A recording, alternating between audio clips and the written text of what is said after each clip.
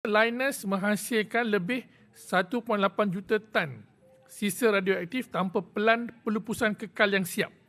Iaitu dalam bahasa Inggeris, Permanent Disposal Facility, PDF. Yang sebenarnya pada Oktober 2025 telah mencapai hanya 74% lengkap. Walaupun mesti jawab hasil pemantauan radiologi dan alam sekitar oleh Jabatan Tenaga Atom mendapati tiada sebarang peningkatan arah sinaran dan di bawah had kawalan yang dibenarkan untuk orang awam.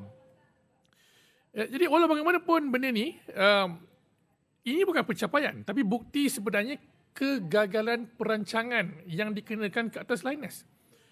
Ini bermakna PDF hanya akan muat 1.6 juta tan sisa. Kini sudah pun sampai 1.2 juta tan. Maknanya apa? Fasiliti kekal ini hanya ada ruang untuk beberapa tahun lagi sebelum dia penuh.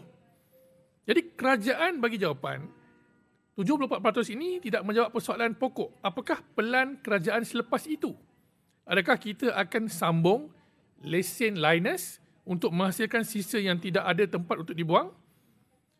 Keperluan Amerika dan perang dagang dengan China menjadikan Malaysia lokasi alternatif di luar China yang begitu menggiurkan buat Amerika dan kuasa-kuasa barat yang lain untuk mereka mendapatkan sumber alternatif daripada selain China tentang di bumi. Jadi, kalau kerajaan tidak ada dasar yang jelas, dasar yang integrated, kita bimbang dasar yang sembrono. Sebab Linus is going to be the gold standard model, the basis how Malaysia will develop the rare earth industry.